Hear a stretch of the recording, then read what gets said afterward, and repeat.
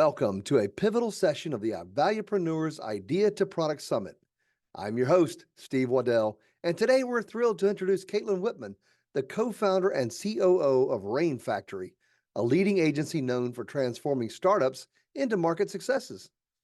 With her extensive experience in crowdfunding and digital marketing, Kaitlyn has been instrumental in orchestrating successful campaigns on platforms like Kickstarter and Indiegogo, making her a vital asset in the world of innovative product launches. Kaitlyn's expertise is not just in launching products, but ensuring long-term success.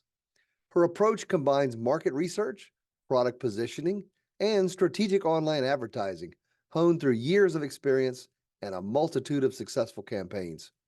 Her role at Rainfactory reflects her dedication to guiding startups through the intricate journey from conception to market realization.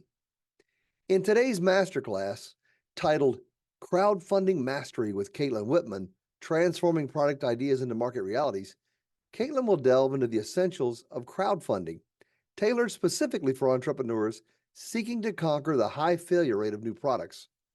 This session is an invaluable opportunity for anyone looking to harness the power of crowdfunding to elevate their product development journey. Crowdfunding Mastery, Transforming Product Ideas into Market Realities. Welcome, Kaitlyn Witman. Hi, Steve. Nice to be here. Oh, it's great to have you here. Before we jump into your masterclass, can you tell us a little more about yourself and how did you get into crowdfunding? You've been in for quite a while. Oh, yeah, since 2014. And back in 2014, crowdfunding was still pretty much the Wild West, and people didn't understand it. They were still calling it launching a crowdfund, and we were having to do a lot of understanding and learning ourselves. I come from the web development space, building e-commerce websites for entrepreneurs with big ideas. And my very first client was a company called Jibo, and they wanted to have an e-commerce website for a product that didn't exist yet. They needed the funding to build it, and they wanted to collect orders up front and then deliver it on the back end. And so we said, no problem. We're trying to build this e-commerce site. And then all of a sudden, all the payments processors are saying, no, I'm not going to let you process all of these funds and deliver the product months down the line. So we had a great meeting with the crowdfunding company Indiegogo, and they said, hey, there's this new thing called crowdfunding. Why don't you let us do all the payments processing? We'll launch a crowdfunding campaign. You collect these pre-orders up front, and we manage, getting you guys paid because you're essentially funding an idea. And we said, this is great. We were the first real agency to take a data-driven approach running advertising to a crowdfunding campaign, which is something that kind of the big boys do, right? Yeah. So with that in mind, we launched our very first crowdfunding campaign, Jibo, which I'll talk about in my masterclass. It did $2.3 million. Right out the gate? Everybody's out of the gate, 30 days campaign. And $2.3 million, we were off to the races. That's incredible to have a multi-million-dollar campaign as the very first one you're in with them. That's awesome. Yep. And we've been obsessing over process, improving, dedicated towards the best launch principles ever since. And that's been it's been 10 years, 2014, 2024, 10 years. Congratulations. And by the way, I think a new role is in order for you from what we had in the introduction even. You want to share that with the audience? Yes. As of this year, I am serving as the co-CEO of Rainfactory. Congratulations. That's awesome. Yeah, it's really exciting. And I think it's coming from a long-standing partnership with my business partner, Janelle, and her mentality of you have to be in the role before you get the title. So it's very humbling and very exciting to be moving forward. So does that make Rainfactory a woman-owned small business? It does. Women-owned small business since the very beginning. She and I have grown this from 2 to 30 people. It's great. Congratulations. That's awesome. Yeah, Well, why don't we dive right into your masterclass? I would love to. And please feel free to hurry me along or ask me to pause. I've got a lovely presentation to share you and your audience today. Excellent. We're going to be going through crowdfunding mastery, transforming your product idea into a market reality. And just as in my introduction, here's a little bit more about myself and our team. I am a mother of three, the youngest of which is 10 months, and the oldest is 6 years old. I have, for the Virginia natives, I have my undergrad at University of Virginia, and I did graduate study at University of Washington in Seattle. I spent the last 10 years living in Seattle, absorbing the tech culture, and commuting down to the Bay Area. So Rainfactory is headquartered in San Francisco. I've got some lovely screenshots or pictures of my team um, at our Christmas party, visiting clients, and then here is me and my business partner Janelle in Lake Tahoe. Wow. So our mission, my mission in life, is being able to transform one of a kind ideas into the world's most coveted products. We do this using data. We want to understand customers and help our clients develop the same level of customer obsession that they need to succeed. We've been really good. I mean, it didn't just stop there with our very first campaign in 2014. We have developed repeatable, reliable processes to consistently generate $1 million campaigns on behalf of our clients. From early startup nobodies, this EcoFlow Tech campaign, River, we helped them get their first $1 million, and now they're in retail stores all over the United States, up to Atari and Philips, these big brand companies looking to use crowdfunding to validate their idea and tap into a market of early adopters. Additional client portfolio, these are some of the great brands that we work on. And I'll pause here because it'll show that we have a very heavy tech leaning focus. I help a lot of new inventions, anything from kitchen gadgets to audio products to projectors. Over here is a child booster seat about the size of an iPad called a MyFold. And little robots over here. We have a Segway Lumo robot, camping chairs, outdoors. So really, we have run the gamut of products in the space Is with a that a heavy one? tech leading focus. Yeah, Is that a one wheel SC? it is. And I've got one right here in my office. I don't know if I, you can wa- tell right here, down I, here. I was going to Yeah. ask you if you got to test it out. Oh yeah. Oh yeah. I ride and carve on mine whenever I can. Usually it's Ex- just to doctor appointments, but you know. That's awesome. Yeah, and in fact, the one of the earlier ones here is us visiting the offices of Future Motion. So those are the One Wheel headquarters. So we still not mistaken this year. Wow. So jumping in, I mean, we work for products that we believe in. There really isn't a secret sauce. We have playbooks, but there is so much uncertainty in the market that we work to build in predictability. And I think you're going to see a lot of that come through in some of the strategies and approaches that I bring to the table today. We're going to jump into an introduction to crowdfunding, and I'm going to align us with some lean startup principles. We're going to identify the right stage for you and your product in coming to a crowdfunding campaign. We'll determine the optimal timing to launch depending on your product category, choose the right platform, and understanding some of the dynamics and particulars of launching and running a campaign. On the building a successful campaign, I'll share my timeline. I have a rigid 8-week approach, sometimes a little bit more, some flexibility built in to get these products to market aggressively. We'll also talk about post-campaign strategies because, as my client just said yesterday, the campaign doesn't end when the campaign ends.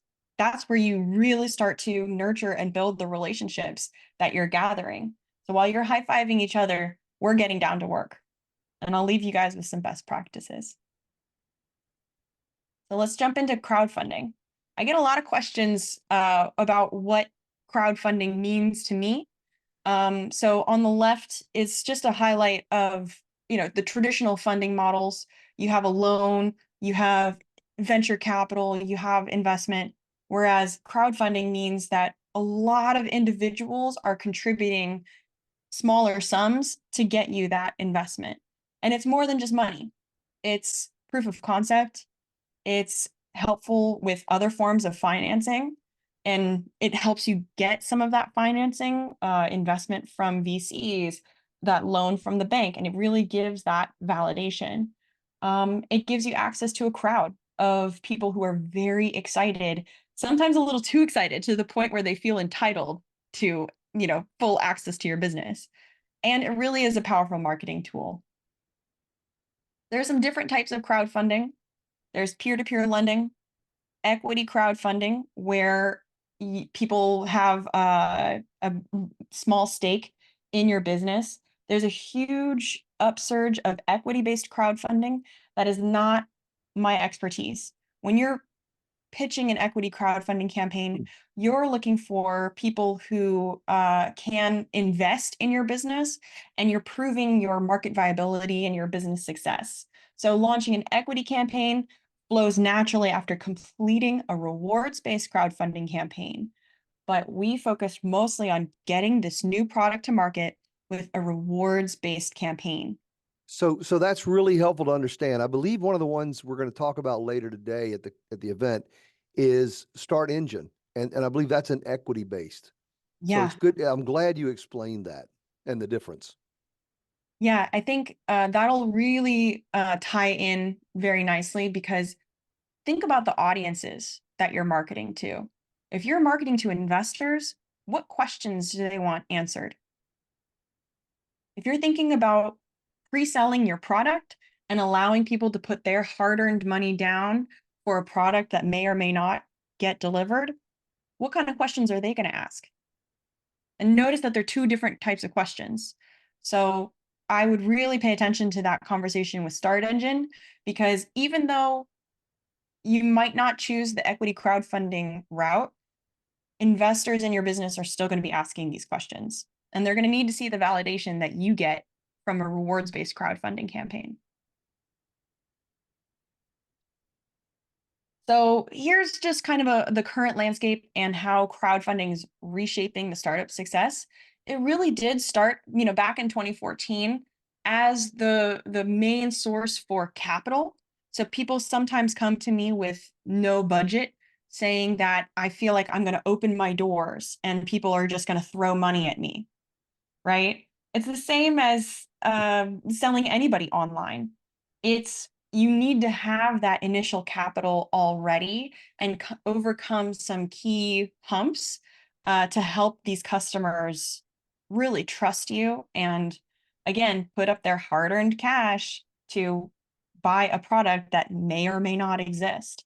So because of all of that risk, I've seen a huge shift in the market away from ideas towards more building trust and having products that are ready. So brands that really succeed in crowdfunding are not looking to crowdfunding for capital. And I know I hate to say that, because it is a way that the product development does pay for itself. But the really successful ones know that they're looking for validation and they're looking for awareness. So here's a quick case study. A small brand you may have heard of, Philips, has a projections division called Screenio. So even though they have this giant global, centuries old brand, this team behaves very much like a startup. They are innovating new products. They're looking to launch new innovations. They can do things better, faster, stronger than even, the earlier startup brands on the market. They need to come to crowdfunding to really validate this idea and then push that towards retailers so that they can have a stronger negotiation relationship when it comes to these retailers. This is really the enterprise level, and I'm here to kind of open your eyes to the fact that no matter where you are in the product development process, crowdfunding is a very important piece to get you that initial production feedback that allows you to turn things around and say, hey, I have, in this case here, I have almost 10,000 people who are pre-ordering this product. Now, I think I can command a higher price when it comes to the retail buyers and the retail representatives. And I believe, Steve, you have somebody from Retail Bound talking about that process as well. Yes. So this is just one area to kind of show you how the crowdfunding landscape has shifted away from just a need for funds, more towards product validation. So it sounds like what I'm hearing from you is that some of these big companies are using this as a means of their R&D approach. Yeah, exactly. R&D teams frequently come to Rainfactory, and I've got another one in my presentation as well, to validate their products with crowdfunding, which is incredible because so think about this, all these 9,000 backers that Philips worked hard to bring to the platform, they stay on the platform. And that's the network effects that lifts all of the boats, the rising tide that lifts all boats. Mhm. So when these backers come here, they stay on the platform and they're more likely to back your project. They're more likely to back similar projects. So it's a really positive feedback loop that is happening with these bigger brands coming to crowdfunding. Oops, that's back. Let's take another realignment to go with lean startup principles. And this ties into our process for taking new products to market. So here's a brief overview from theleanstartup.com. I highly recommend. It's very influential to me. The Lean Startup by Eric Ries or Ries. And it shows that you want to minimize this total time through the ideation, building, measuring, and learning. And he takes, this one is more of a startup for tech, right? Understand that I come from web development, but look at these bigger bubbles: build, measure, learn. So I really want to drill this in and understand that as we go to market, crowdfunding is another feedback loop that we'll use for one cycle of build, measure, learn. So we've even taken this and we've extrapolated it across the different levels to bring a new product to market. And so imagine that build, measure, learn loop. Each one gets a little bit longer to get that feedback. And it looks like my numbers got shifted, but that's okay. Pretend like they're in the same circles. Our first feedback loop is market testing with surveys. We will throw up a splash page, optimize toward a email address, and then serve people surveys to say, how much are you going to pay for this product? What are some of your top features? What are benefits that you might get from this product? Where do you think you might buy this product? What are you going to type into Google if you're searching for something like this? That is super important. And the wild thing is, you don't even need to pay people to take these surveys. They want to give you their opinion.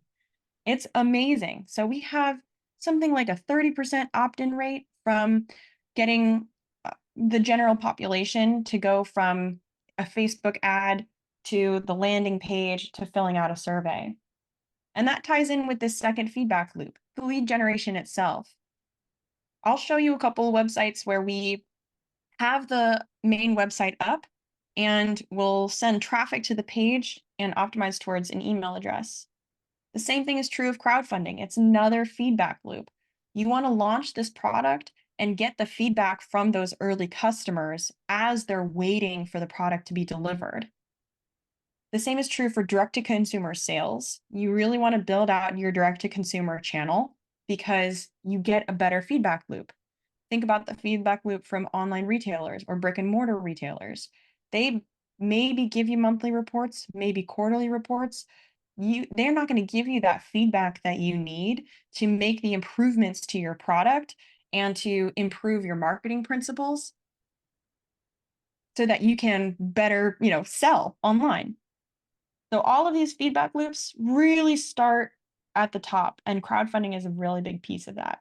Would you also say that by going direct to consumer sales first, you're able to start smaller and get that feedback and refine the product if needed, versus if you tried to go wide with brick and mortar and all of a sudden all of your products got recalled because you got to fix something? Yeah, this is so true. And I'm sure you've got some horror stories about that as well. Because all of this has happened before, you know?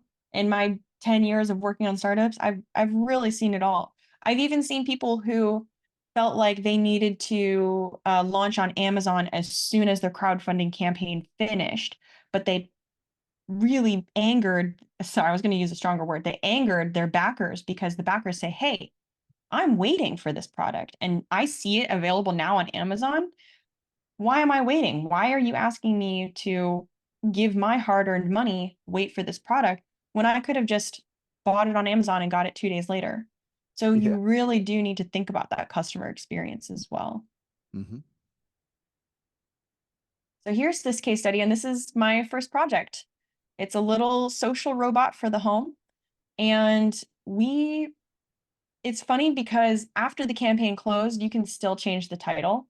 So I find it really funny. We worked so hard on the initial positioning of the product because Steve, I kid you not, when they came to us with this prototype, it was a glorified Android iPad that could move, right?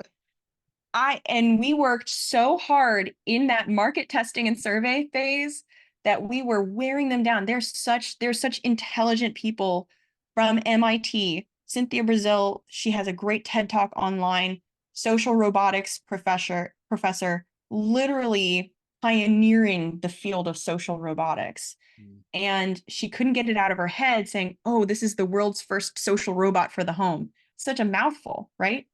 You're thinking, oh, this is you know, somebody who can do chores or something for me.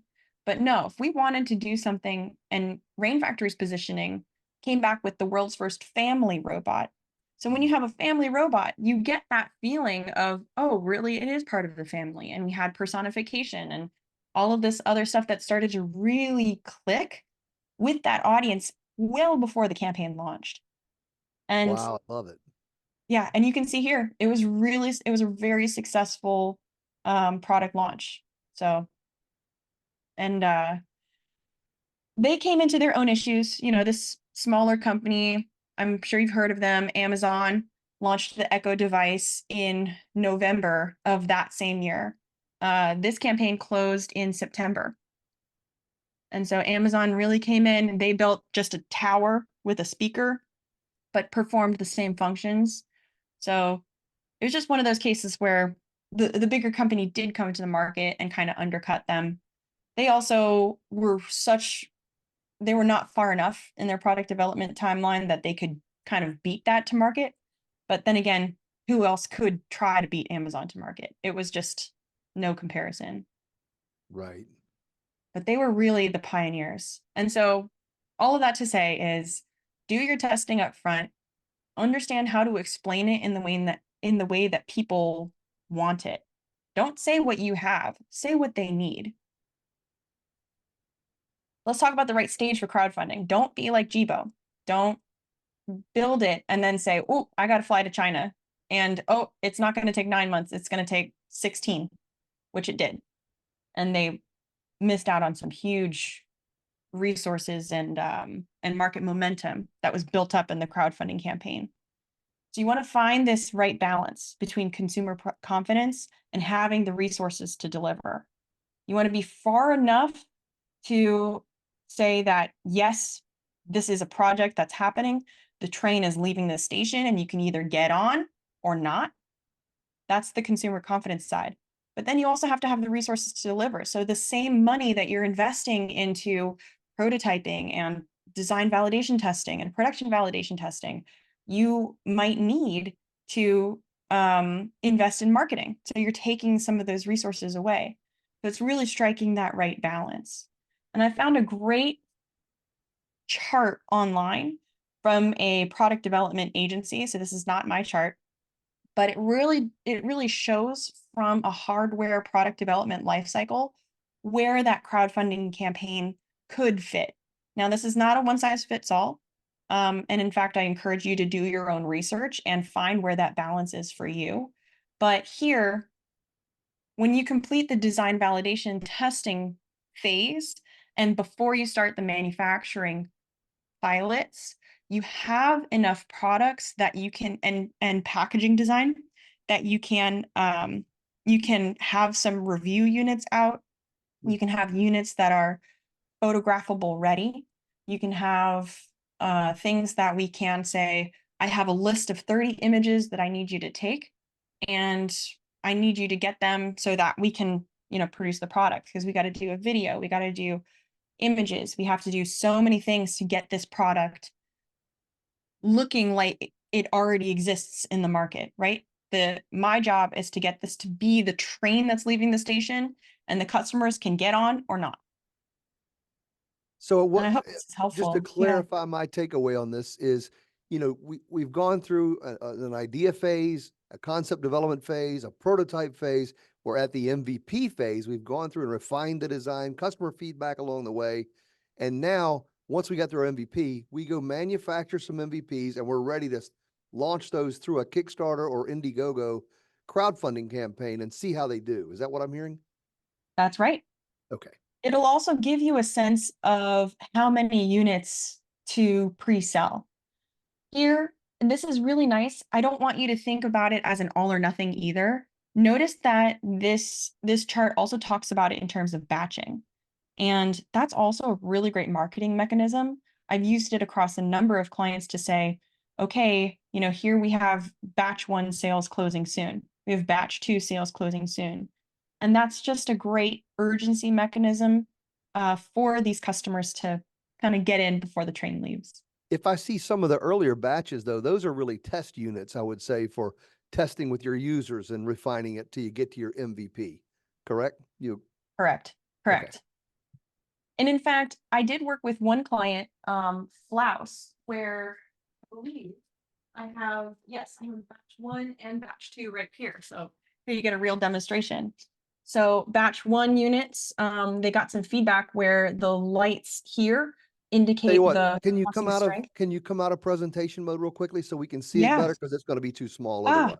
yeah, good point. Let me stop share. Yeah, this is better. See me better? Thank you. Yes. Thank you. I like the production. So here's version 1. They got And some what is feedback this? from What is it and what does it do? It's Flouse. Flouse is a electric flosser. It's an electric flosser.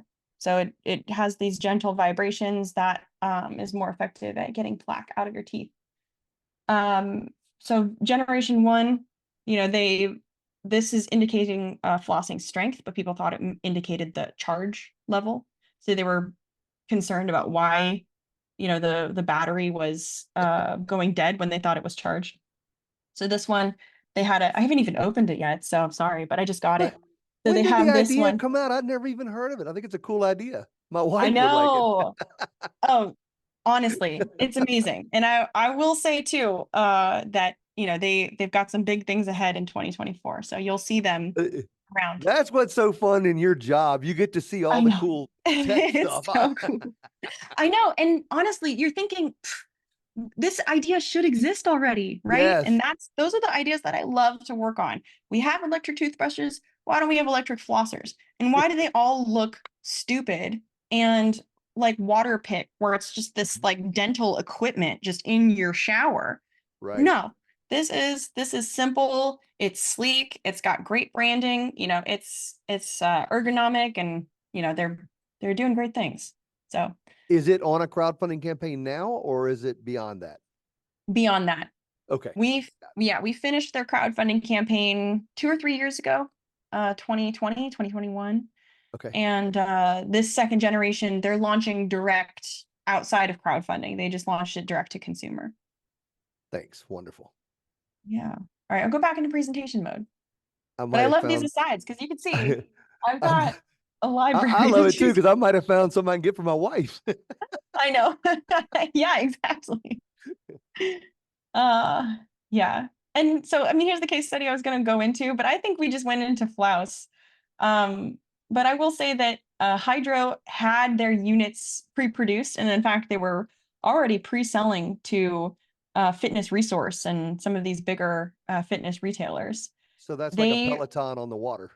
Exactly. Yeah, they're Peloton on the water. And so they had their design pretty much all figured out. They just needed to know how many to make. And so you can see we got them 1,000 backers, and they they were just like, yep, we got our first 1,000. We actually want to cut it early so that we can focus on obsessively delivering to these customers. So it was a really great story, but it was also showing that they wanted to hit their minimum order quantity and then move forward from there. So now let's talk about optimal timing. This is a big question that I get usually from entrepreneurs who are looking to launch, and I'll give you my framework for doing this. I'm a heavy believer in data, so I'll go to Google Trends and I'll search for a similar product that might already exist. So if you're trying to launch something in the kitchen appliances space, I'll search for air fryer and see when are these peaks. And in Google Trends, it'll show you what these peaks are. This is past 5 years United States search data. And there's some peaks around Christmas and January. So maybe people are trying to buy their air fryers for the big game, such as the Super Bowl or something similar. So it's really interesting to see what are some of the world events that drive demand. I've also seen trends in pet related food and beverage. Pet related products really has no overall trend. You launch when you're ready. Food and beverage is September to November. Sports and outdoors, people are going to be shopping for the season that they're in. And actually, I should take a step to say that most people feel like they need to hit the delivery time for when the product is going to be used. But unfortunately, people are so just in their own world that they're not shopping for snowboards in July when you can deliver the snowboard. They're going to be shopping for it in the winter months. And so you want to make sure that your product launch captures that shopping intent and not the delivery intent. And I hope that some of your audience are breathing a sigh of relief right now, because they tend to impose a lot of these artificial bounds on themselves for hitting a certain time or delivering within a certain time frame. And I think this will help that alleviate a little bit.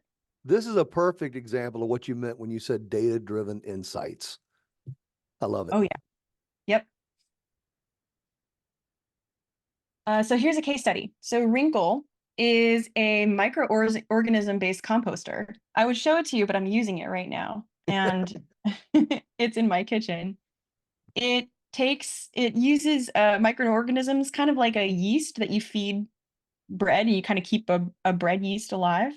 Uh, you essentially keep these microorganisms alive with your food scraps. It's incredible. It's self-sustaining. It's very environmentally friendly.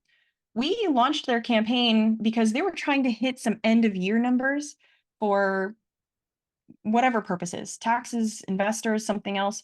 So it was really important to them that we launched by December. And I will be the first one to say it didn't work.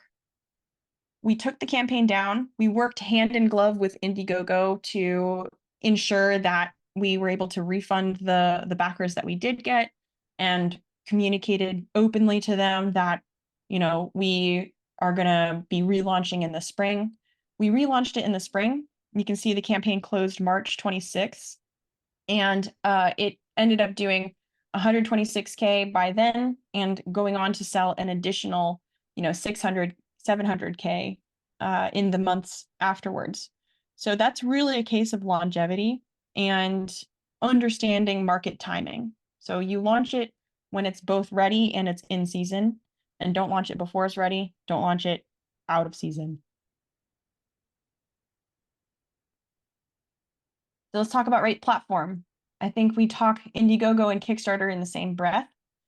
I have a whole bunch of comparison grids, but I will say we've done heavy analysis of these different platforms. And if you guys wanted, you can kind of look at these slides afterwards, and you can see that there's different campaigns that tend to gravitate towards each of the platforms. Kickstarter tends to be better for creative campaigns, film, art, music, tabletop gaming, and general design focused technology. Indiegogo has a wide range of industries, mostly laptops, gadgets, home automation, a lot of e-bikes, and there's a ton of trends. So remember that example that I gave with Philips. All of a sudden, Philips acquires thousands of new customers to the Indiegogo platform. If you have a projector-based product, or if you have a home entertainment system related product, now you have 9,000 new people that are more likely going to buy your product. So once some bigger, more sensational campaign brings in all of these new backers, we tend to get a lot of follow-on campaigns to those platforms. So I would also pay attention to what recent successes there have been in your particular category coming to those platforms. But I will also say that the platform analytics and tools are a huge decision-making factor for experts like myself. You can talk about platform reach all you want, but if you don't have the tools that you need for the strategies that you have to succeed, then you're just, again, opening up your doors and hoping that people like you. I will jump here because I think, one entrepreneur, he's a serial entrepreneur from Meticulous. His name is Carlos, and I forget his last name. He once said to me, Indiegogo versus Kickstarter is a lot like Android versus Apple. Apple devices are simple, intuitive to use. Anybody can have one. The real geeks, the nerds, the experts really like Android because of its endless customization features, its endless utility and features and nooks and crannies. And I think that's really the framework that I want you to use when you're thinking about these two platforms. So experts like myself end up choosing Indiegogo because it has the tools that we need to align with our data-driven strategies. And in fact, given our history, I've been to the Bay Area to personally talk to them and say, here's how you shore up your ad tracking. Here's how you create a better dashboard to help your campaigners make decisions. And they listen. Whereas the folks at Kickstarter, they are willing to listen, but they've just got other priorities. Like they ethically want to be more of a magazine for discovery than they want to be a tool to launch new products. That's So really insightful. I got a question to yeah, clarify though.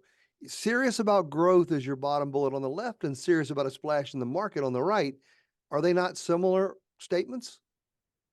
I'm glad you're calling that out.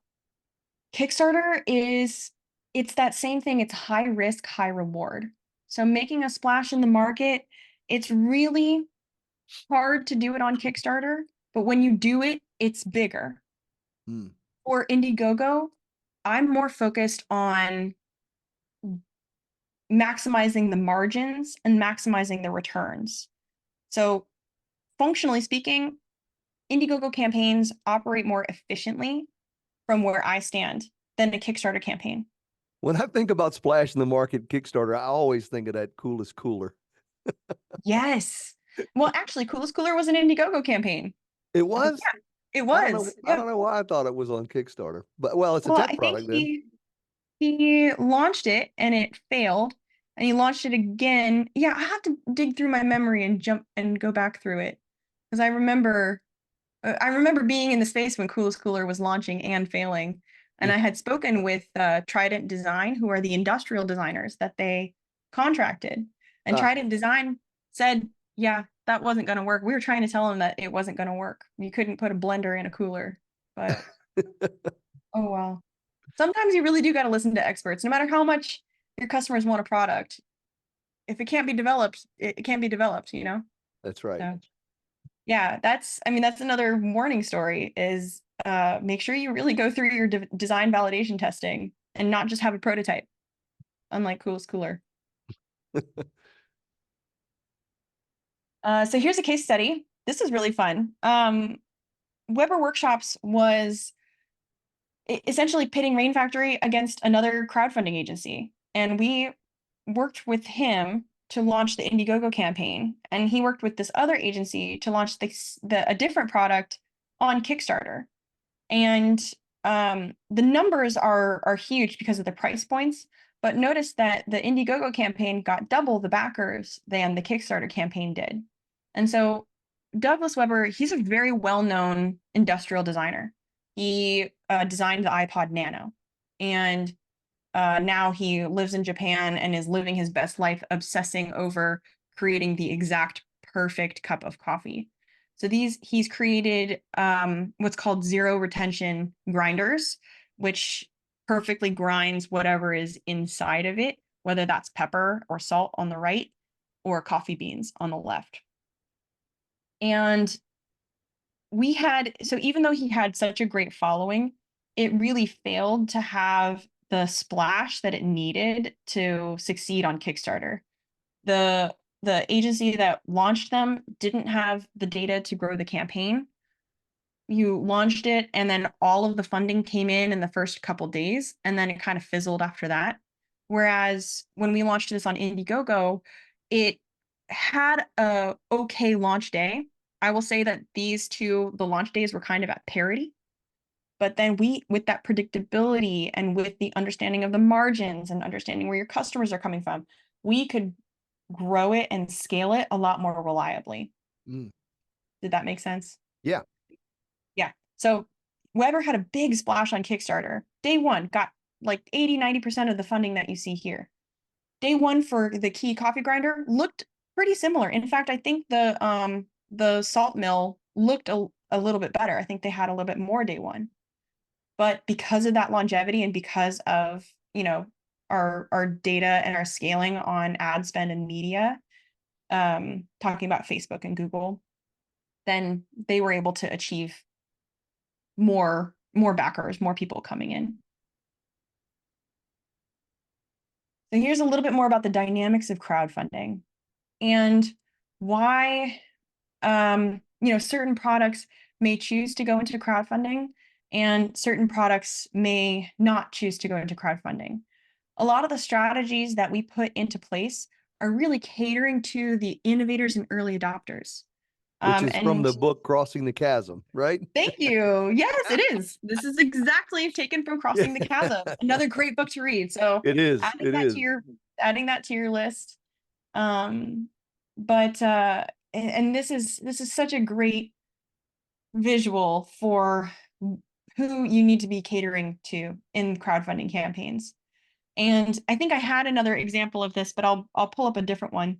I have this inventor, and his name is Josh Lipner, and he created a GPS tracking device so that he could know where his daughter was and without giving her an iPhone, right? And he created this GPS tracking device, and it was a wearable, and he really wanted to have that for kids and parents. Well, in our early testing, so think back to the feedback loop, we discovered, and this was in 2014, 2015, 2016, that the early days when drones were really big. So people were investing all of this money in very expensive drones, a lot of which was being put into crowdfunding. They realized that they were getting lost and the battery would die and they can't find it in the woods. Mm. So they were signing up for this GPS tracking device to strap it to their drones.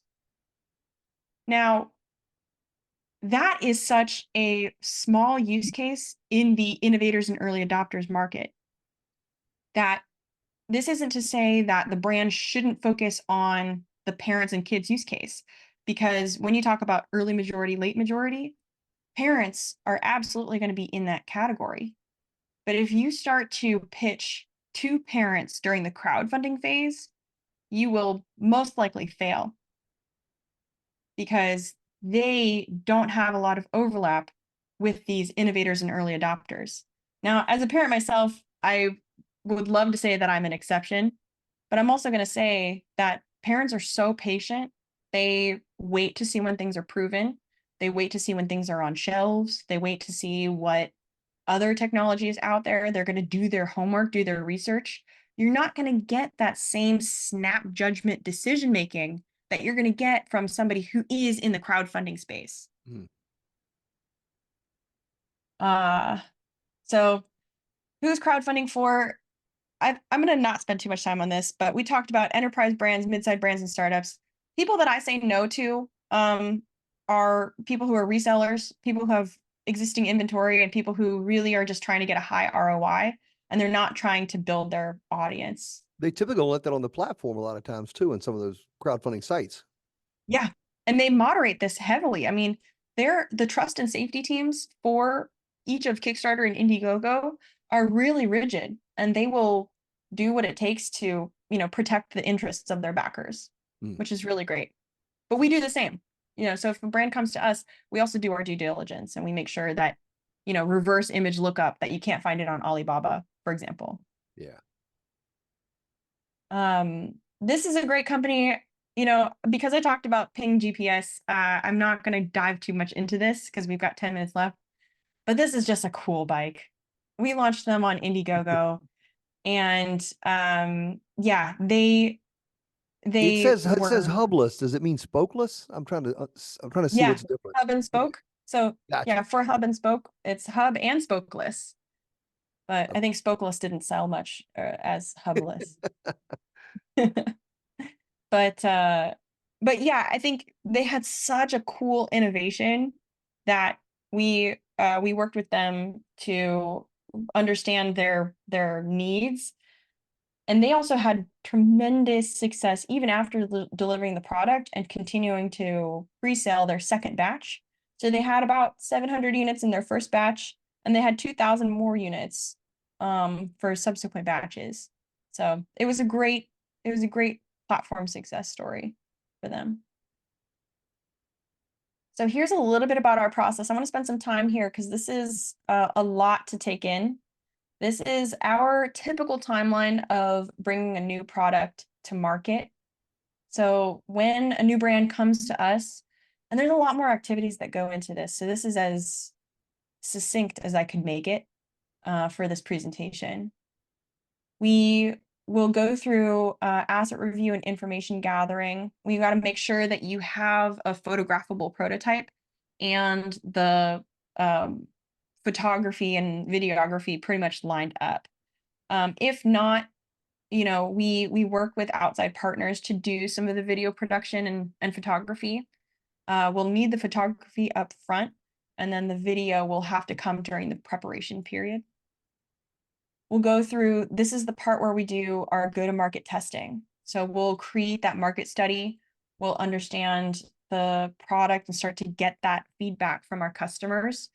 And it's a very rigorous 4 weeks that we spend on positioning and copy and design and understanding how really to present this product to the market.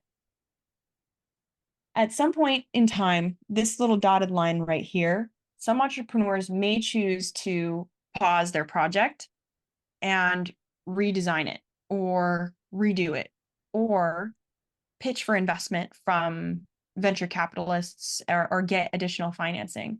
So it's really hard because you want to both prove the product is in the market, but you also want to get the validation you need to get the funding. So this is that middle ground that we've developed. And honestly, a lot of the data that we generate get screenshot and turned around and used in, VC pitch decks. So it's and I'm pretty okay. You got to ask, but I'm okay with even people saying like, and yes, Rainfactory has agreed to work with me. And so they see that as this like stamp of validation, which is amazing. Because again, like I'm an entrepreneur myself, and I cannot tell you how wild and kind of dissonant it still feels when people recognize your brand and they hold value in that. And that's something that, started from nothing like 10 years ago. Anyway, Right, it's but just, you've built so much credibility when you work with companies like Atari and all these other big names, Philips and yeah. so on. You've got a proof, there for your story. So people believe it now. You've done it. You've proven yourself. Oh yeah. I feel like we could talk more about what we do, but we just prefer to execute. And I'm just really I'm grateful that you even found me out. I think your audience should be really grateful to you, Steve, because you found me and encouraged me to put this together. So What's your funny audience is is getting a real treat. what's funny is your headquarters in San Francisco, and I didn't even have any idea that you live in Virginia, and we're both in Virginia. Here we are. I know. Yeah, same time zone, same sunshine. So it's wonderful. Absolutely. Um, So yeah, so then you've got the data, you've got the insights, you understand your customers, then it's time to get to launch. And we feel that when you're working with an agency like us, timing is key. So we put together this 8-week pre-launch program with the flexibility to extend. So again, this other dotted line is the decision-making point. Is this ready enough to take to the next level, to take to crowdfunding? And if the answer is no, if we're not hitting our metrics in our lead generation campaign, if we need to go back and shoot new assets because all of our pictures are kids wearing this GPS tracking device, and we need to go back and take pictures of drones with the GPS device on it, right? All of that stuff may delay the eventual launch period. But given that we're hitting all of our metrics, we've squeezed everything down into 8 very intense weeks of going to market. And then when we get to the live campaign, it is 4 to 8 weeks. That means that you can run a 30 to 60-day campaign on either platform. And that's the maximum amount of time that they allow. I like the predictability. I like the growth and momentum building of a campaign. So the campaigns that Rainfactory runs usually always go to 60 days because of that upward trend. But if you're doing it yourself, you may want to have a shorter sprint period because there's just a lot of work in between each of those weeks. It's just as hard running the campaign as it is getting it to launch. Any questions here on behalf of your audience? Okay, I'll let them do their own reading. And here's a snapshot of our process. I mean, these tools that we use when we do research is a lot similar to how you put together your own pitch deck. And we'll put together the pitch, the copy. We have a couple different angles here. Each of these slides will kind of test different angles or what we might do. So you can see in our mock-up, we were trying to call this portafilter, which is still coming to market. The world's first fully personalized portafilter. And here, as we start getting into testing, the leading text is a portafilter like no other. And going back into the coffee world, I might need to explain this because it's that little thing that you shove into an espresso machine to grind it and tamp it down. These guys actually in Seattle that I met from my time there usually design and build espresso machines, but nobody's really disrupted the portafilter market. So that's what these guys are doing. So this is to say that we're crafting our compelling narratives and understanding how we're going to pitch the product. And then that really translates to the crowdfunding page. One of the case studies here is for Logitech Reach. The Reach camera was originally internally developed by the education team. And they thought that they needed to do all of this, educational focused content, which is, you can see here, this is a teacher use case. But when we were talking about how we're going to pitch it, we actually developed 5 different landing pages, 5 different versions of this page that you see right here, which I can't screenshot for you, but you can imagine. And we helped give them the data and feedback that they needed to have one compelling pitch for the crowdfunding page. And when we had this one unified pitch, we realized that the audiences that responded to this in crowdfunding were creators, were YouTubers and casual gamers, people who had a nice hobby that they wanted to live stream. So it was really, really great feedback. And it all came from this go-to-market process, understanding the market, getting the feedback, and spending a little bit of extra time. I'm going to scroll back up to my timeline.